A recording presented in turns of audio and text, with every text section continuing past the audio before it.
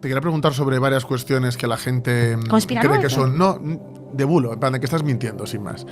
Y una son las presas. Yo he visto que tú has afirmado, de hecho tú incluso has compartido noticias de se ha volado tal presa, se ha quitado tal, el gobierno quiere quitar tal presa. ¿Qué es lo que ha pasado en cuanto a presas? Luego, si quieres, hablamos más de lo de Valencia, pero a nivel ¿Por qué de las presas es general. ¿Se están quitando presas o no? ¿Y por qué se están quitando las presas? Muy sencillo. Vamos a ver, si tú quieres controlar esa taza, tú imagínate que el río es esta taza. Y el río, desde que nace hasta que llega a la desembocadura, va a contener este agua. Entonces, yo ahora lo que voy a repartir, que es el banco del agua, es que esta taza, que es todo el agua, porque yo lo he cuantificado en el plan hidrológico, va a haber que poner agua de uso industrial, vamos a tener que repartirlo para uso industrial, para uso de abastecimiento y uso agrícola. Entonces, resulta que cada instalación que tiene que llegar y suministrar ese agua, porque este agua antes era de todos los españoles, y tú tenías unas instalaciones como era una presa, un azud, una central hidroeléctrica, un punto de captación, que era de todos los españoles. Ahora lo que voy a hacer es que los fondos de inversión se van a encargar de suministrarte el agua.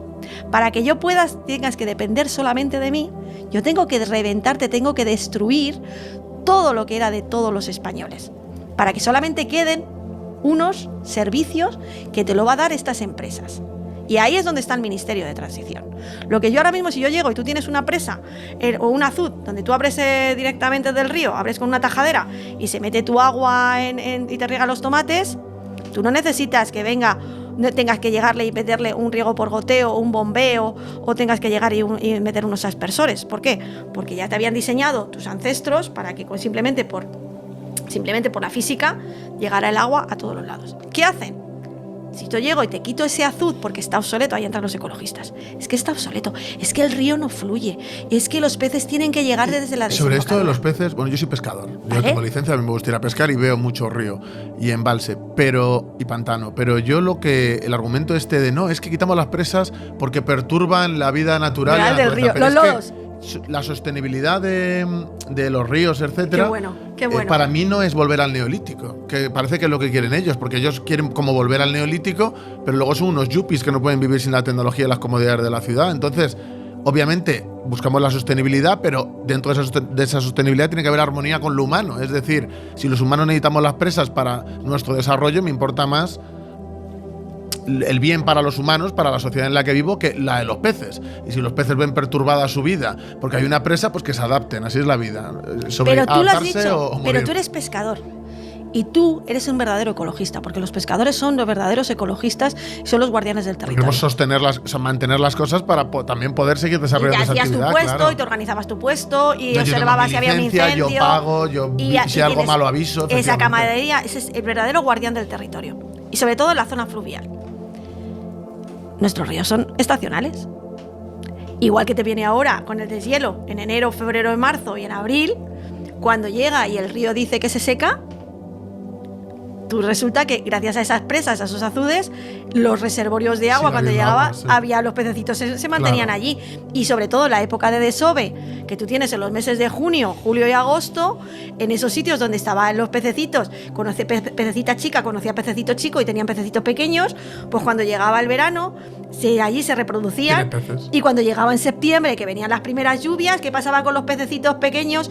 Que saltaban y llegaban a todo el río. Incluso a control de especies invasoras y demás, igual. Vale. No, es que hay que respetar el medio natural y fomentas que haya solo especies invasoras. No, y las vacías las presas. Claro, ¿Cómo las has vaciado? ¿Y qué les pasa ya a los peces? Que ahora ha llegado, es que ahora en la Universidad de Extremadura se les ocurrió decir que es que vamos a destruir, vamos a vaciar las presas porque hay muchas especies invasoras. Vale, cabrón, pero acabar de matar las especies invasoras y las que no son invasoras, porque se ha vaciado todo el pantano de Sau. A sacarlo, si se puede hacer, se puede sacar a las especies invasoras. No, pero es que ha ido una pasta. Es que me refiero que hay que ver el dineral, los miles de millones que ha gastado Teresa Rivera para hacer ese gran reseteo de las presas. Entonces, si yo llego y te quito esa presa que tenías donde tú te ibas a bañar, donde antes pues tú tenías... Ya no te puedes bañar en casi ningún sitio. Exacto, porque ya tienen el control. Y resulta que han creado una asociación, han creado una fundación para llegar y proteger donde se están colocando estos chiringuitos, como decía Íñigo, cuando empiecen las cosas malas, ¿dónde nos vamos a colocar?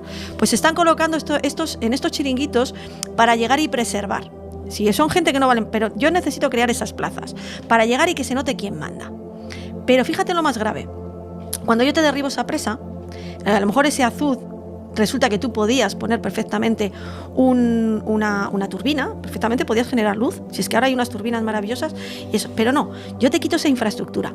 Pero lo más grave es que ese salto de agua, esa presa, ese azud, tenía en el registro de aguas del Ministerio de Transición en las confederaciones, había en las confederaciones, en comisaría de aguas, hay unos libros que son el registro de aguas y el catálogo de aguas, y es que es como el registro de la propiedad. El azud de Legamarejo, pues tiene tantos litros porque está ahí un abastecimiento al pueblo y no sé qué. Vale, pues todo ese agua, cuando tú llegas, se hizo el Plan Hidrológico Nacional. Primero la Ley de Aguas del 85, pero luego con el Plan Hidrológico ahí estaban en esos inventarios. ¿Qué ocurre? Que había cuantificado cuánta agua tenía, por ejemplo, el río Tajo, con todos los azudes, con todas las captaciones y con todo esto. Pero es que ahora me acaba de aparecer plantas de hidrógeno, me acaban de aparecer data centers, me acaban de aparecer termosolares, me acaban de aparecer empresas que están suministrando el agua a urbanizaciones, como pasa por el Pocero, que hay muchas urbanizaciones que nunca habían... O sea, tú tienes un montón de agua en un río, pero si de repente metes millones de litros en un tubo y en un contador digital, donde ya van a quedárselo estas empresas para gestionarlo y no tengo que llevar a tal urbanización, a tal desarrollo, todo lo que va a venir ahora en San Martín, ¿eso de dónde viene? O sea, si agua no estaba contabilizada, ¿qué pasa, por ejemplo, en el corredor? ¿Qué pasa con Leganés? ¿Qué pasa con Fuenlabrada? ¿Tú sabes, por ejemplo, cuánta agua tienes debajo, por ejemplo, en tu acuífero, ahí en Fuenlabrada, donde va a ir uno de los mayores plantas de los... O sea, es brutal. Bueno, pues ese agua se está contabilizando.